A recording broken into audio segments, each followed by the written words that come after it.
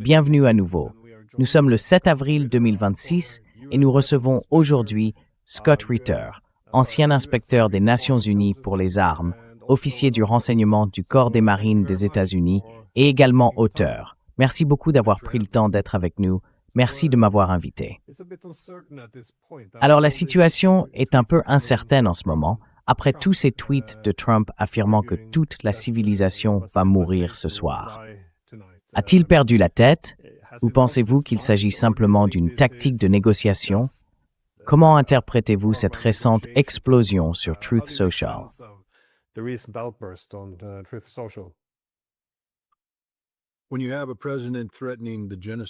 Lorsqu'un président menace de commettre un génocide contre 90 millions de personnes, cela ne peut en aucun cas être interprété comme une pensée rationnelle.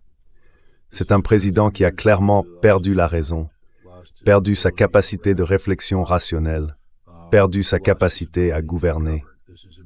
C'est un homme qui n'est pas qualifié pour occuper la fonction de président des États-Unis d'Amérique.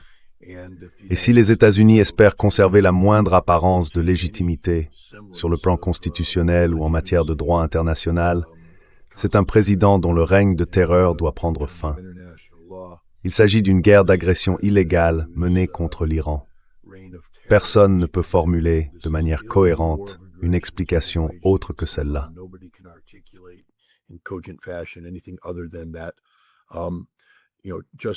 Vous savez, le juge Jackson nous a mis en garde à Nuremberg. Il était le procureur qui a traduit les nazis en justice, qu'une guerre d'agression constituait le crime de guerre ultime, car de la guerre d'agression découlaient tous les autres crimes de guerre. Et maintenant, nous avons le président qui menace de commettre un génocide. C'est une punition collective, ce qui est littéralement un crime de guerre. Il n'y a absolument aucune justification à cela. Et il y a, vous savez, l'usage de la terminologie par lui et par sa vice-présidente, qui a déclaré qu'il y avait encore des outils dans la boîte à outils que nous n'avons pas encore utilisés. Des outils qui serviraient à faciliter cette frappe capable de mettre fin à la civilisation. L'implication est clairement que nous avons des armes nucléaires prêtes à être utilisées.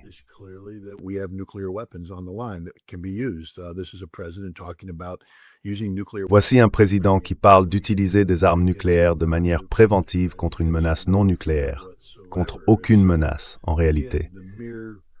Encore une fois, le simple fait d'envisager l'usage d'armes nucléaires évoque des crimes de guerre. Nous devons donc parler de la distinction. Vous savez, les planificateurs militaires sont tenus de distinguer entre cibles civiles et cibles militaires. Et nous savons que les armes nucléaires ne font pas cette distinction. On pourrait soutenir que dans le cas d'une riposte nucléaire, cela n'a tout simplement plus d'importance. Mais ici, il s'agit de l'usage préventif d'armes nucléaires. La distinction disparaît, c'est un crime de guerre. Nous parlons aussi de proportionnalité. Que fait l'Iran qui pourrait être considéré comme proportionné à une annihilation nucléaire? Et la réponse est rien.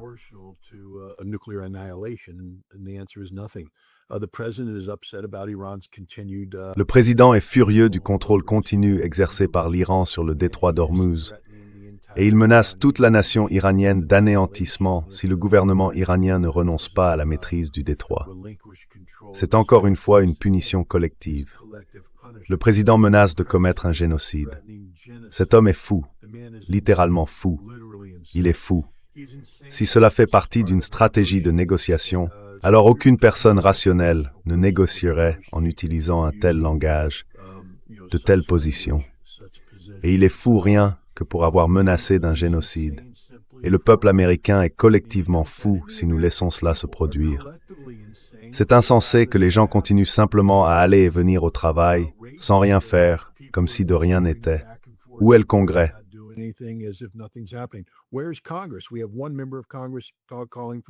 Nous avons un membre du Congrès qui appelle à la mise en œuvre du 25e amendement. Où est le Congrès? Le cabinet du président? Où est le président des chefs d'état-major interarmés? À ce stade, il serait approprié que quelqu'un dise « Monsieur le Président, vous devez cesser. Vous êtes le commandant en chef. et vos publications sur les réseaux sociaux ont la portée d'une politique officielle. Vous formulez un discours de génocide et nous, les membres en uniforme des forces armées des États-Unis, n'exécuterons jamais d'ordre lié à un génocide. Modifiez cela, ou nous devrons vous informer que nous ne pouvons plus recevoir, obéir, ni exécuter les ordres que vous émettez. Voilà où nous en sommes aujourd'hui. Voilà l'ampleur et la gravité du problème, ainsi que la portée de la menace.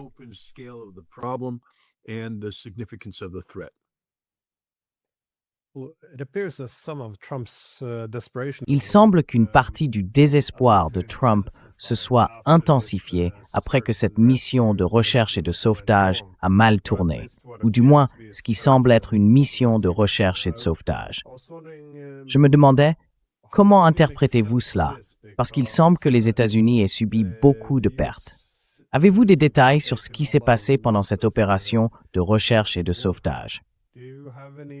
Details what happened during this search and rescue? I don't have any. I can only go off of, Je ne peux me baser que sur des spéculations éclairées fondées sur les données limitées qui ont été rendues publiques.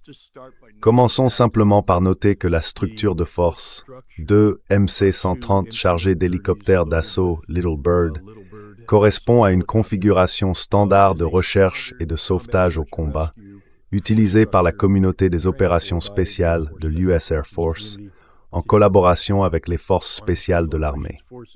C'est pas classifié. En mai 2023, l'US Air Force a mené une opération, je crois qu'ils l'ont appelée Agile Chariot, dans le Wyoming, où ils ont utilisé exactement cette structure de force. Le scénario impliquait un pilote abattu et blessé.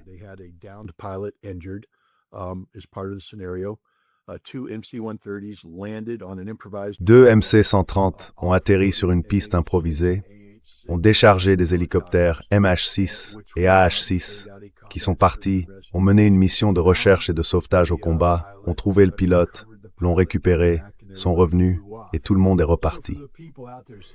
Alors pour ceux qui disent qu'il est impossible que 2 MC-130 participent à une telle opération, vous avez tort, tout simplement tort. C'est là une partie du problème. Des gens parlent de choses qu'ils ne connaissent ni ne comprennent. Mais voici le rebondissement, la configuration de la force qui était à bord. Nous avions des unités des opérations spéciales de niveau 1, nous avions l'équipe CL6, nous avions la Delta Force. Ils ne font pas de recherche et de sauvetage au combat. C'est juste que, enfin, ils peuvent le faire. Ils sont bien sûr hautement entraînés et ils pourraient le faire.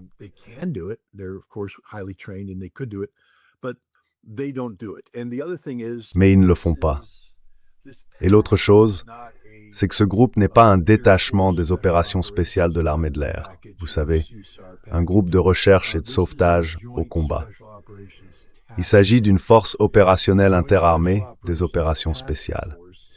Et les forces opérationnelles interarmées des opérations spéciales sont formées pour exécuter des missions spécifiques qui leur sont confiées, non pas par le commandant régional, mais par l'autorité nationale de commandement. Et la recherche et le sauvetage au combat ne sont pas une mission ordonnée par l'autorité nationale de commandement. L'autre chose, c'est que lorsque nous examinons sa composition et ce dont le président a parlé, il semble qu'il y avait à bord un groupe qui n'avait rien à voir avec la recherche et le sauvetage au combat, mais tout à voir avec une mission spéciale.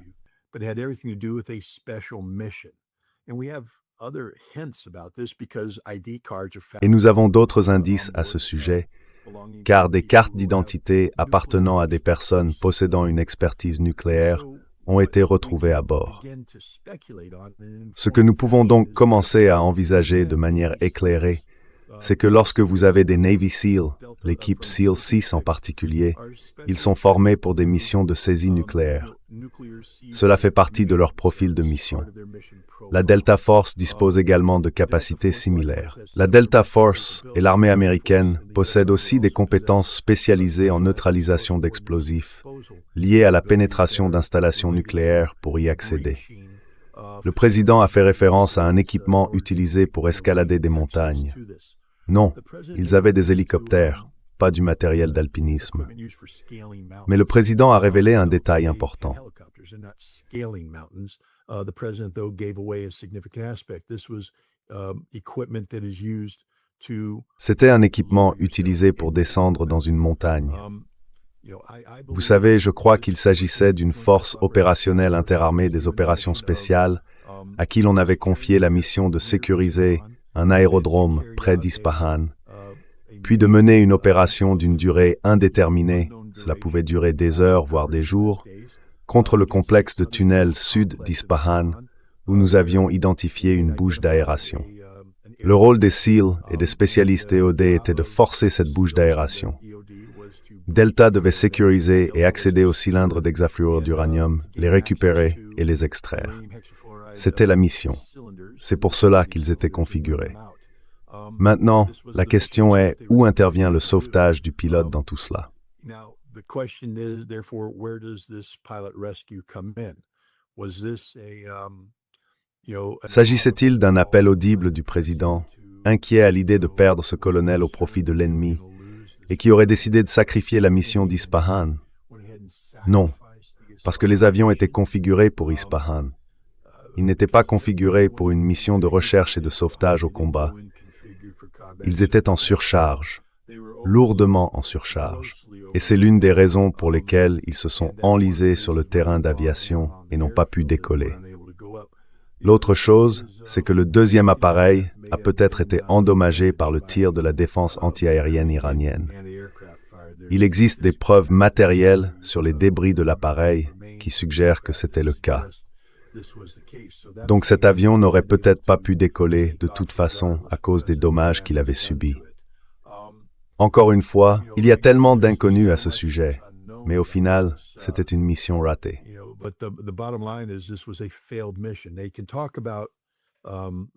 Ils peuvent parler du sauvetage d'un pilote abattu, mais cette mission a échoué si elle était liée au complexe de tunnels d'Ispahan et à la récupération du matériel à l'intérieur. Le fait que tout cela ait été dirigé depuis la Maison-Blanche est problématique. Cela suggère qu'il se passait autre chose. Ce n'était pas simplement une opération de recherche et de sauvetage au combat.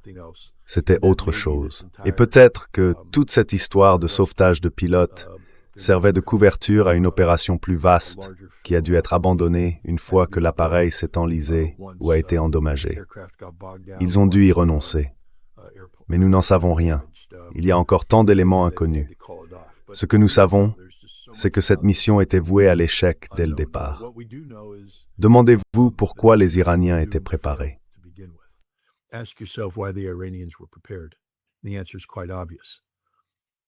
La réponse est assez évidente. Tulsi Gabbard a révélé cette mission lorsqu'elle a déclaré devant le Congrès des États-Unis, en séance publique, que la commission du renseignement avait une bonne idée de l'endroit où se trouvait l'uranium iranien. Imaginez être à la place des Iraniens et entendre la directrice du renseignement national dire « Nous avons une bonne idée ». Eh bien, les Iraniens savent exactement où il se trouve. Donc, ils sont forcément amenés à penser que si elle a raison, ils doivent le mettre à l'abri, ils doivent le protéger. Puis le Wall Street Journal publie un article le 29 mars affirmant que les États-Unis préparent un raid pour cela, avec des détails sur la prise d'un aérodrome, une opération de plusieurs jours, afin de récupérer l'uranium dont Tulsi Gabbard dit que nous connaissons l'emplacement.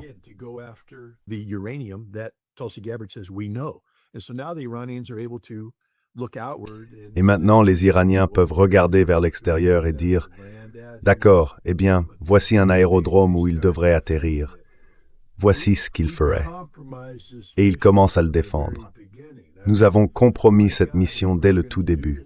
Mon Dieu, si nous devions mener cette mission, le rôle du directeur du renseignement national serait d'aller devant le Congrès et de dire « Nous n'avons aucune idée d'où se trouve l'uranium. Nous le cherchons encore. » Voyez, c'est ainsi que vous amenez les Iraniens à baisser leur garde. On ne divulgue pas son plan au Wall Street Journal. En fait, il faudrait dire exactement le contraire. Non, nous ne sommes pas prêts à faire cela, car nous ne savons pas où il se trouve. Nous ne saurions même pas par où commencer à le chercher ou à mener un raid.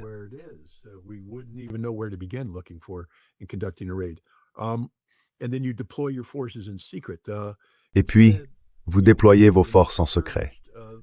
Au lieu de cela, lorsqu'elles ont afflué, on pouvait littéralement définir la composition d'une force opérationnelle conjointe des opérations spéciales en fonction des lieux d'où provenaient les renforts.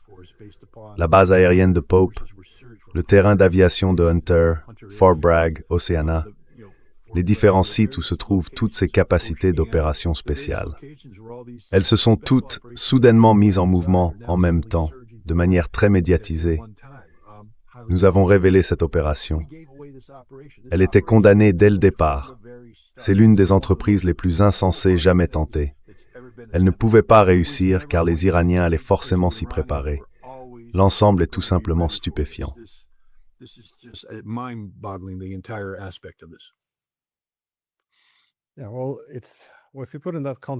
Eh bien, si on le replace dans ce contexte, cela a du sens. Mais cela éclaire aussi les menaces récentes. Autrement dit, si cette opération militaire échouait, l'alternative serait de bombarder très lourdement.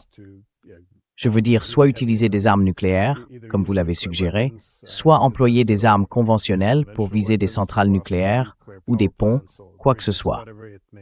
Mais si vous suivez les médias israéliens, au moins une des chaînes a un compte à rebours jusqu'à 20 heures le 7 avril, ce qui est dans quelques heures à peine. Et il y a une grande excitation à ce sujet. Comment pensez-vous que les Israéliens préparent cela?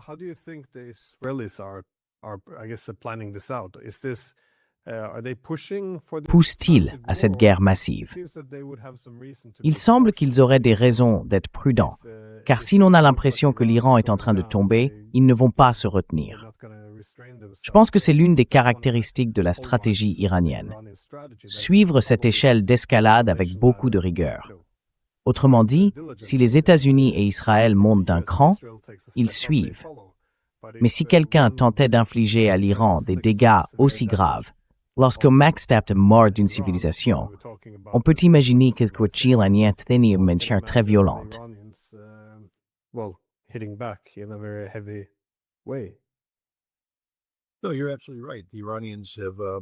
Non, vous avez tout à fait raison. Les Iraniens ont maintenu le contrôle de l'escalade, ce qui signifie qu'il n'y a aucune hésitation. Par le passé, les États-Unis et Israël pensaient pouvoir mener une action et que les Iraniens hésiteraient à réagir. Ici, les Iraniens répondent de manière décisive. Nous l'avons vu lorsque les États-Unis et Israël ont frappé, principalement Israël, certaines usines chimiques en Iran l'autre jour. L'Iran a immédiatement répliqué en détruisant certaines des usines chimiques les plus importantes d'Arabie Saoudite, l'usine de la Sabic et d'autres, les rendant inutilisables. Ce faisant, ils ont infligé d'énormes dommages à l'économie mondiale. Une grande partie des ressources dont nous dépendons, les ressources issues du pétrole, ne seront désormais plus disponibles et il n'existe aucune alternative.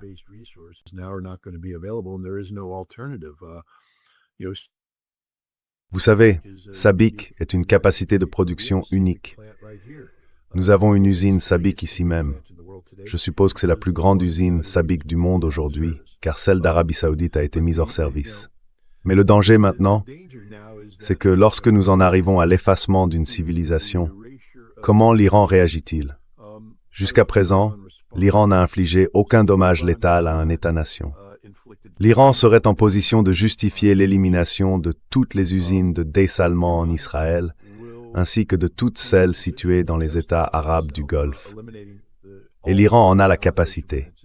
Lorsque cela se produira, ces États-nations ne pourront plus fonctionner, ne pourront plus survivre, car l'eau est indispensable, et il n'existe aucune autre source d'eau pour des millions de personnes.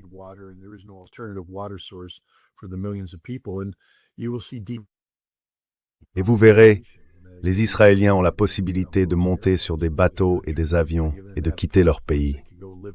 Beaucoup d'entre eux ont des passeports. Ils peuvent aller vivre dans d'autres nations. Mais pour les Arabes du Golfe, où vont-ils aller?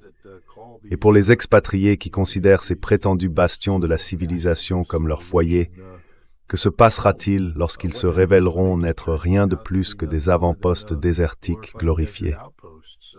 On ne peut pas boire le pétrole, et c'est tout ce qu'il restera à boire si les usines de dessalement sont mises hors service. Donc vous savez, il y aura des conséquences aux actions de Donald Trump, et elle pourrait être fatale pour des nations entières. Je ne sais pas ce que l'Iran va faire. Ils ont toujours eu une approche très civilisée de tout cela.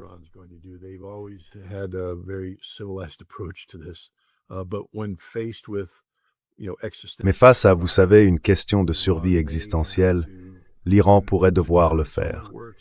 Et la dissuasion ne fonctionne que si les gens sont convaincus que vous êtes prêts à appuyer sur la gâchette. Et si les États-Unis agissent ainsi, alors l'Iran doit anéantir une nation, littéralement. Et je ne parle pas d'armes nucléaires ou de quoi que ce soit de ce genre, mais de rendre impossible la survie de cet État-nation. Qu'ils choisissent Israël, les Émirats arabes unis, Bahreïn, le Koweït, peu importe. Mais une nation doit cesser d'exister afin que toutes les autres comprennent quel sera leur sort si elles continuent à rester passives face à l'Amérique déclarant le génocide comme politique officielle.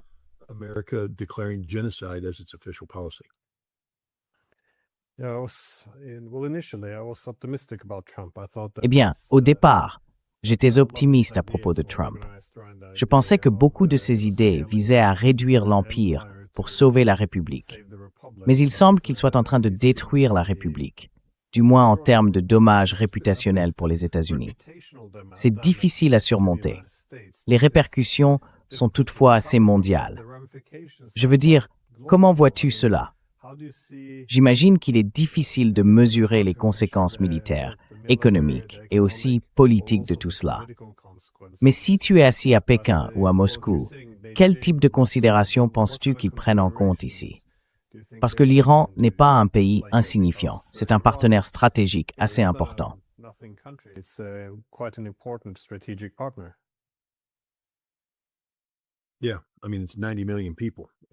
Oui, je veux dire, c'est 90 millions de personnes. Ce n'est pas un petit pays africain insignifiant. Un potentiel économique immense. Vous savez, la Russie et la Chine ont adopté une position très pragmatique vis-à-vis des États-Unis et de Donald Trump. Mais cette position a toujours reposé sur l'idée que collaborer avec les États-Unis, aussi difficile que ça puisse être, restait préférable à s'y opposer. Si Donald Trump met ses menaces à exécution, s'il utilise des armes nucléaires, tout sera remis en question. Il doit être traité comme un paria aux États-Unis. Il doit être traité comme un paria. Toutes les nations doivent cesser immédiatement toute relation avec les États-Unis. Les Américains doivent être considérés comme persona non grata partout dans le monde.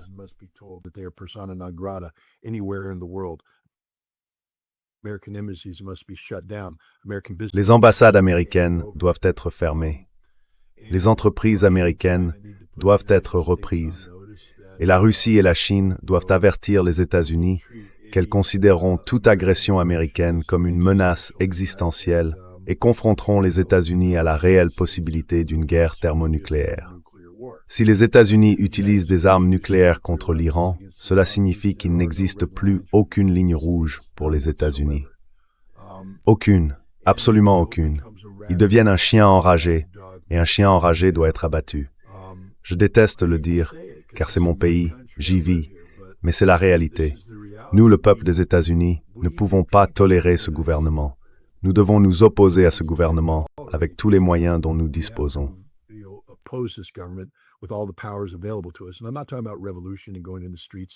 Et je ne parle pas de révolution, ni de descendre dans la rue ou quoi que ce soit de ce genre.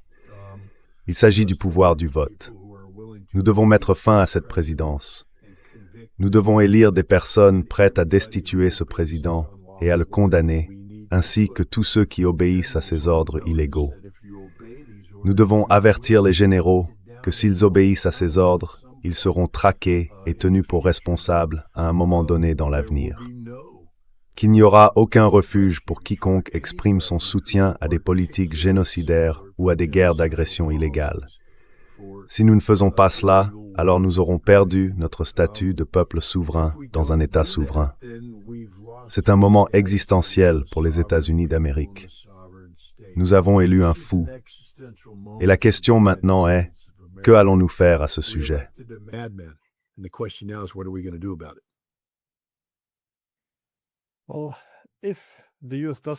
Eh bien, si les États-Unis ne choisissent pas cette option, c'est-à-dire utiliser des armes nucléaires ou tenter de tout détruire, les centrales énergétiques, tout cela à travers l'Iran.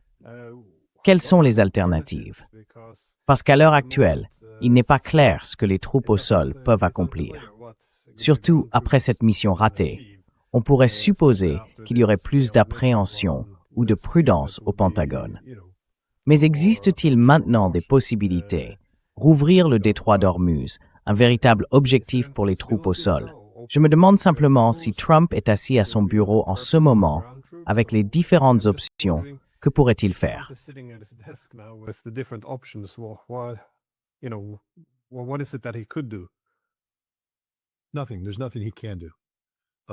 Rien. Il ne peut rien faire. Nous n'avons pas la structure de force capable de faire quoi que ce soit de significatif sur le terrain. Vous savez, les marines pourraient prendre l'île de Karg, mais ils ne pourraient pas la tenir, car ils seraient soumis à des bombardements. Ce n'est pas logistiquement viable, et nous subirions des pertes simplement en restant là à encaisser les coups. Donc cela n'a aucun sens. Et d'ailleurs, prendre l'île de Karg n'ouvrirait pas le détroit. Cela n'aurait aucun impact. Je pense que ce que nous devons faire, c'est, vous savez, que Trump prenne la proposition iranienne et y ajoute peut-être une nuance. Quand les Iraniens disent qu'ils fonctionneront sous garantie, qu'ils doivent être autorisés à avoir de l'uranium, si j'étais les États-Unis, je dirais, vous devez nous donner l'accord que vous aviez sur la table avant que nous commencions à vous bombarder.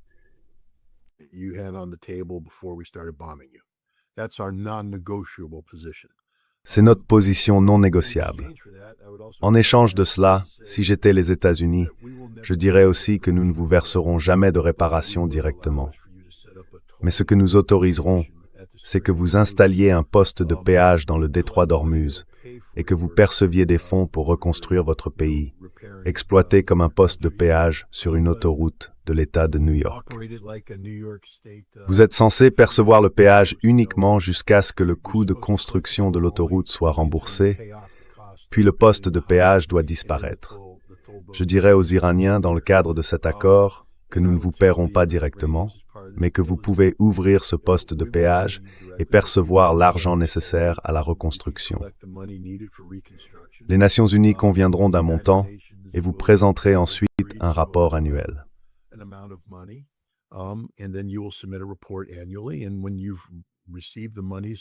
Et lorsque vous aurez reçu l'argent destiné à payer les réparations, alors le détroit d'Ormuz passera de votre contrôle à un contrôle international, quelque chose de cet ordre. Et ensuite, vous savez, nous devrons lever les sanctions. Nous devrons permettre à l'Iran de vendre son pétrole librement, sans entrave, et tout cela. Je pense que ce serait une victoire pour l'Iran, et que cela offrirait, vous savez, une opportunité, une voie de sortie, qui pourrait être politiquement acceptable pour Trump. Il pourrait dire « J'ai accompli ce que personne n'a accompli. J'ai mis fin au potentiel nucléaire de l'Iran. » Reste à voir si le peuple américain y croira suffisamment pour le récompenser en novembre. Mais il existe une voie diplomatique. Les États-Unis doivent simplement avoir le courage de l'emprunter. Le courage et la sagesse.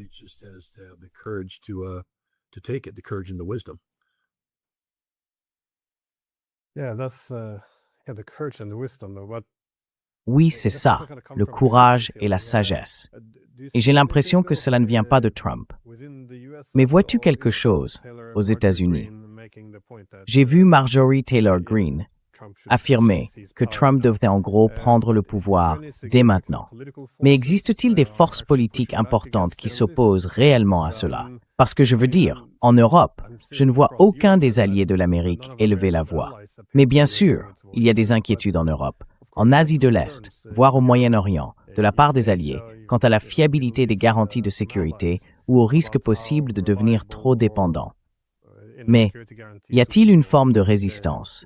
Si ce n'est pas de la part des alliés, alors de la part des adversaires. Qu'en penses-tu?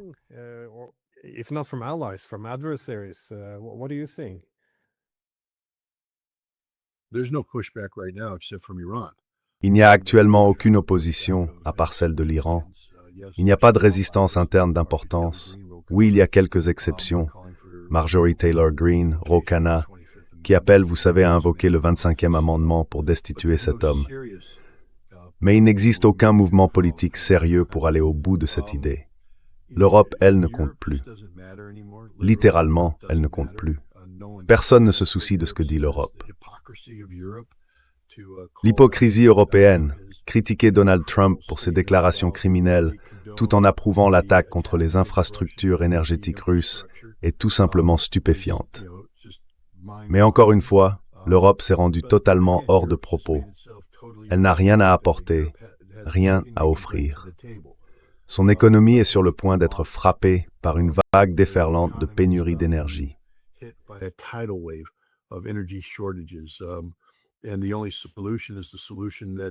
Et la seule solution est celle qu'ils n'accepteront pas, à savoir revenir à l'énergie russe. Et à ce stade, la Russie n'en a peut-être même plus envie. En ce moment, je ne sais pas si elle a la capacité de soutenir l'Europe ou si la Russie est simplement occupée à signer des contrats avec le reste du monde, répondant à leurs besoins énergétiques maintenant que 22% des approvisionnements mondiaux en énergie ont été retirés du marché. L'Europe est donc devenue sans importance. Vous savez, en Asie, les États-Unis causent ici des dommages irréparables. La Corée du Sud et le Japon parlent de rationnement du carburant. Ils dépendent totalement du Moyen-Orient pour la majeure partie de leurs approvisionnements énergétiques. Et il va y avoir du ressentiment envers les États-Unis qui non seulement n'ont pas su les protéger, mais sont responsables des dommages qu'ils subissent actuellement.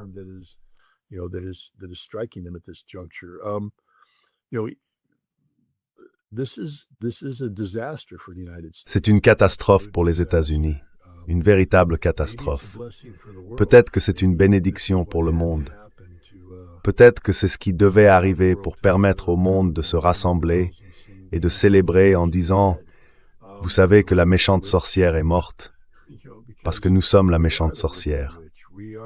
Nous sommes les méchants de ce monde. » Je veux dire, on peut rire de l'analogie, mais le fait est que mon président a formulé une politique qui ferait de nous la nation la plus génocidaire de l'histoire du monde. Si nous mettons cette politique en œuvre avec succès, nous aurons fait plus de mal que l'Allemagne nazie, plus de mal que le Japon impérial. Et en tant qu'Américain, c'est tout simplement intolérable. Intolérable.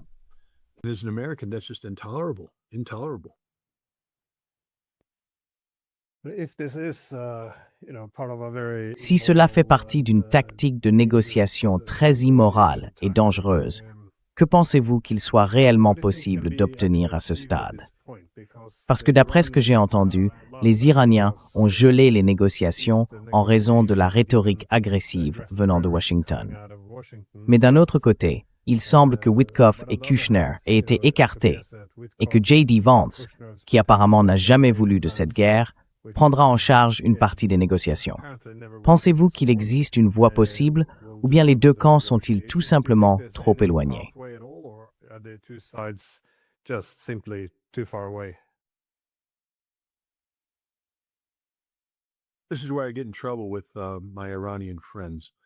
C'est là que je me heurte à mes amis iraniens, car ils me montrent les gens dans les rues d'Iran qui disent au gouvernement « Tenez bon, allez jusqu'au bout, ne cédez pas, pas de cessez-le-feu, rien du tout. » Et c'est la passion d'un peuple dont l'expression du soutien est très puissante. Mais nous avons affaire à un gouvernement qui, depuis des décennies, essaie de faire lever les sanctions et d'apporter une vie meilleure au peuple iranien. Cette lutte a créé la possibilité de voir les sanctions levées, de permettre à l'Iran de réintégrer pleinement la communauté des nations et au gouvernement iranien de tenir enfin les promesses faites au peuple iranien au cours des dernières décennies. Alors comment passer de leur situation actuelle à cet objectif?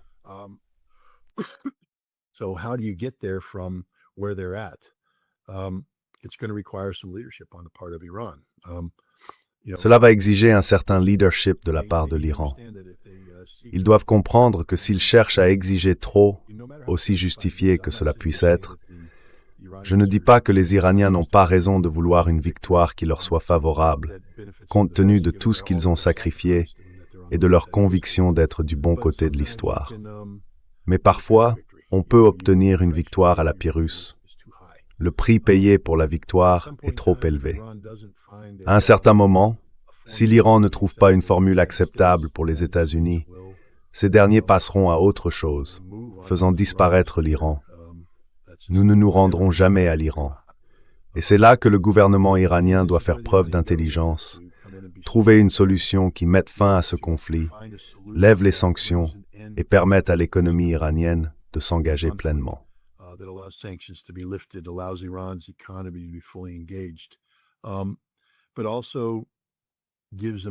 Mais cela offre aussi à l'Amérique une sortie digne. Vous savez, il s'agit de politique en ce moment. Il faudra donc qu'il y ait un certain compromis de la part des Iraniens s'ils veulent transformer cette victoire en quelque chose de significatif. Je veux dire, ils peuvent se battre jusqu'au bout et revendiquer la victoire.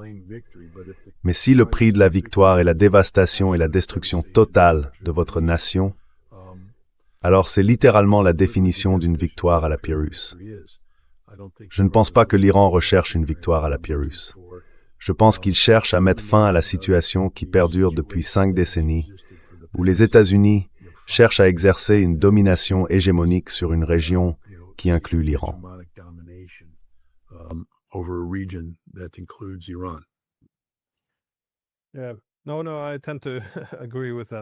Non, j'ai tendance à être d'accord avec ce sentiment. Je pense que si la victoire était trop grande, soit les États-Unis, comme l'a suggéré Trump, soit Israël pourrait envisager d'utiliser une arme nucléaire, ou simplement faire tout ce qu'il faut pour détruire l'Iran. Mais c'est justement pour cela que ce moment est si crucial, semble-t-il, car jusqu'à présent, il restait encore une possibilité, je pense, de parvenir à une sorte d'accord. Mais si Trump va de l'avant avec cela, tout semble perdu, non?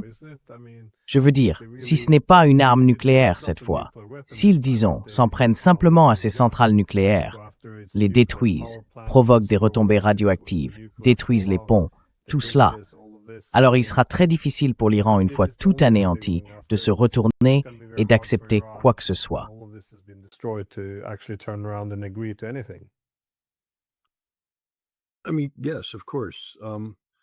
Je veux dire, oui, bien sûr, mais les gens doivent comprendre que les infrastructures peuvent être reconstruites. Les Chinois sont très doués pour cela. Et je crois vraiment que si ce conflit prend fin, la Chine jouera un rôle très important dans la reconstruction de l'Iran. La Russie jouera également un rôle. Ce qui inquiète, c'est l'infrastructure énergétique, l'ampleur des dégâts subis. Parce que même si l'on lève les sanctions et qu'on permet à l'Iran de se reconnecter, s'ils ne sont pas capables de produire de l'énergie, ils vont être, vous savez, en difficulté. Et plus l'Iran attend avant de se reconnecter, plus le marché sera, vous savez, occupé par d'autres.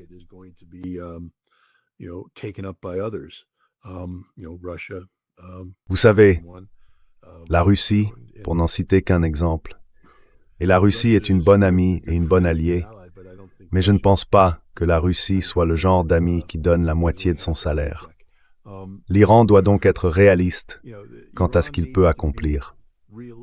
Je sais qu'ils sont très en colère, et je sais qu'ils ont la justice de leur côté, mais ils doivent aussi être réalistes quant à ce qui peut être atteint.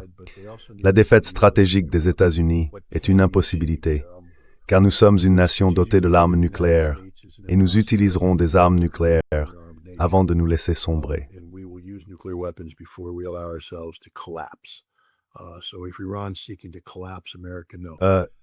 Donc si l'Iran cherche à faire s'effondrer l'Amérique, non.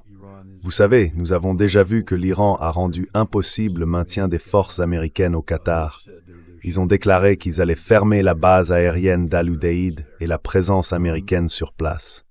Vous savez, quels autres pays suivront cet exemple?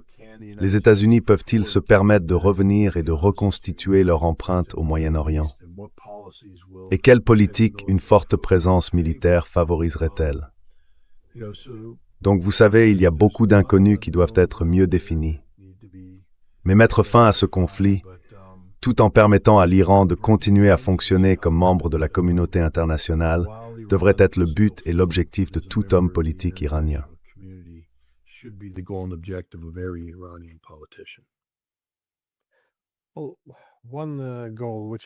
Eh bien, un objectif que vous avez mentionné plus tôt serait peut-être de s'emparer de l'île de Karg. J'ai entendu, comment s'appelait-il déjà?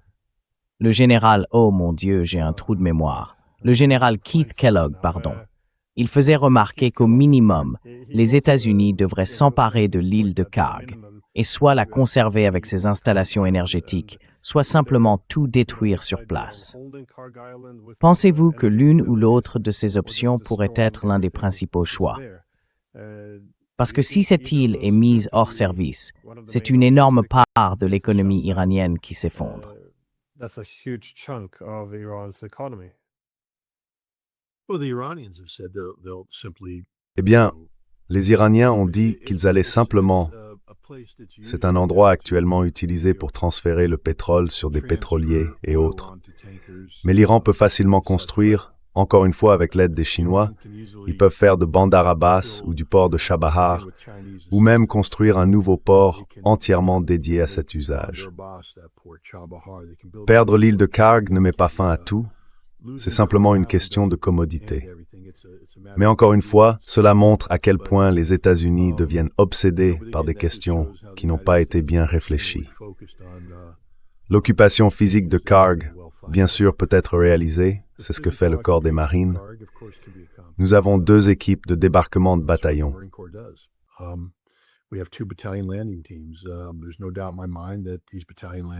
Je n'ai aucun doute que ces équipes de débarquement de bataillons seraient capables d'établir une tête de pont à terre, de se frayer un chemin et d'occuper l'île.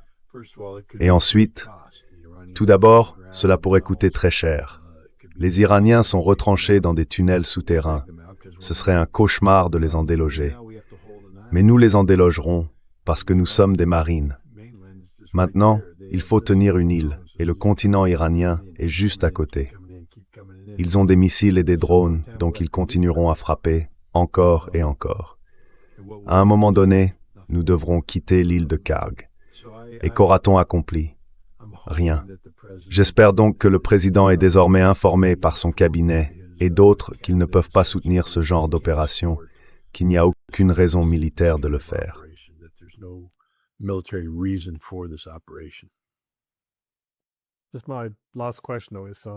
Ma dernière question concerne Israël, car il semble avoir été une force motrice essentielle, enfin avoir incité Trump à aller de l'avant avec cela. Pensez-vous qu'il pourrait jouer un rôle plus important si les États-Unis décidaient d'aller jusqu'à la destruction totale de l'Iran?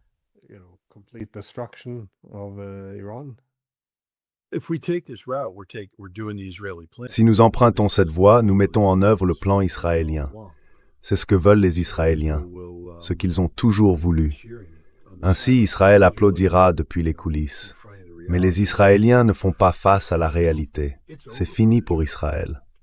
Vous savez, en septembre 2023, Benjamin Netanyahou, après avoir entendu l'annonce de Joe Biden à New Delhi, lors du sommet du G20 concernant l'intention de créer le corridor économique Inde-Moyen-Orient-Europe, a déclaré « C'est le jour le plus important de l'histoire moderne d'Israël ». Les gens ont oublié cela, le jour le plus important de l'histoire moderne d'Israël. Pourquoi? Parce qu'en réalité, Israël est un État toward une superpuissance économique la grosseur.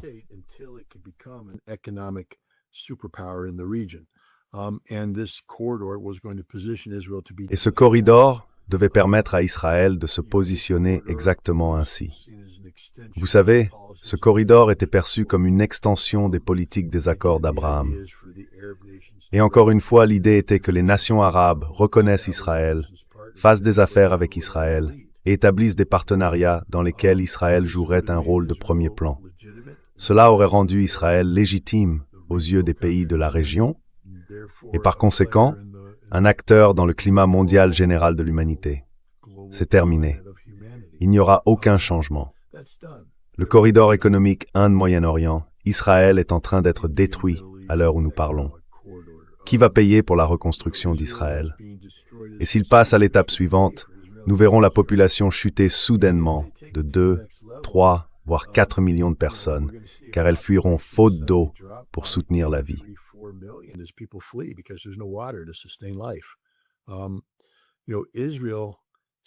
Vous savez, Israël a encore de l'influence politique ici, chez nous. Mais le fait est qu'Israël a subi d'énormes dégâts à cause de ce conflit. Le conflit qu'ils ont déclenché, le conflit dont ils ont défini la portée et l'ampleur. Israël a subi des dommages considérables. Qui va payer pour leur reconstruction? Pas les États-Unis. Et comment vont-ils survivre? Leur économie est déjà en ruine. Personne ne fera affaire avec eux. Je pense que c'est la fin d'Israël en tant que patrie juive moderne. Je ne crois plus que ce soit un modèle viable, et ce sera l'une des plus grandes victoires de tous les temps, mais ce sera une victoire de l'Iran sur Israël.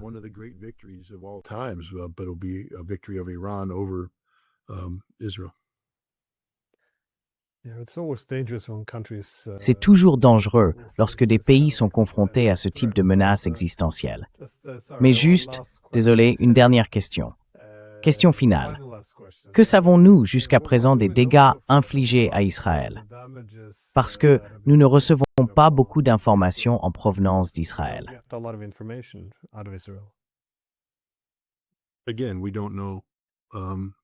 Encore une fois, nous n'en savons pas beaucoup. Nous savons cependant que des photographies continuent d'être prises de missiles frappant des cibles, même après que les Israéliens affirment que les missiles ont été interceptés. Mais la preuve sera dans les résultats. Quelle est la performance économique d'Israël en ce moment? Dans quels contrats sont-ils engagés? Où gagnent-ils de l'argent? Et la réponse est, ils n'en gagnent pas. Israël n'est pas ouvert aux affaires pour le moment. Les entreprises ne fonctionnent pas normalement. Elles ne peuvent pas fonctionner normalement, étant sous un bombardement continu venant de l'Ouest.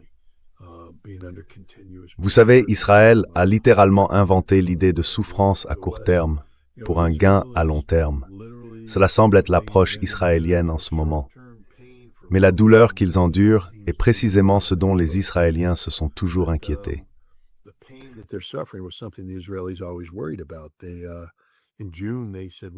En juin, ils ont dit « Nous devons arrêter, car nous souffrons trop et nous n'avons pas de sortie identifiable puisque les États-Unis n'ont pas participé. » Maintenant, les États-Unis sont impliqués. C'est en réalité une victoire politique pour Benjamin Netanyahou.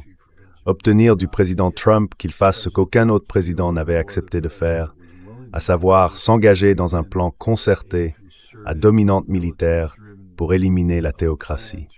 Ainsi, les Israéliens ont obtenu ce qu'ils voulaient, mais cela ne se déroule pas comme ils l'espéraient. Les États-Unis sont incapables de conclure la victoire et Israël n'a pas la capacité de l'emporter seul.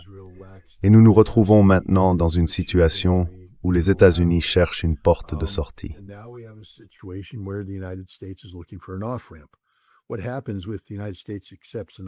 Que se passe-t-il si les États-Unis acceptent une voie de sortie et disent « Nous ne pouvons pas contrôler Israël. C'est une affaire entre l'Iran et Israël. » Alors Israël se retrouve seul, tandis que les Iraniens continuent de le frapper quotidiennement. Combien de temps Israël pourra-t-il tenir? À quoi ressemblera-t-il, disons, à la même époque l'année prochaine? Sera-t-il toujours cette entité grotesquement agrandie, ce parasite qu'il est? Ou bien les Israéliens seront-ils revenus à leurs frontières de 1968 et auront-ils appris à vivre en paix avec leurs voisins palestiniens? Oui. En fin de compte, Israël est le problème fondamental. Et tant que la solution à ce conflit n'inclura pas un moyen viable de limiter la capacité d'Israël à projeter sa puissance de manière agressive contre ses voisins, il sera difficile de parler de conditions de paix acceptables pour l'Iran.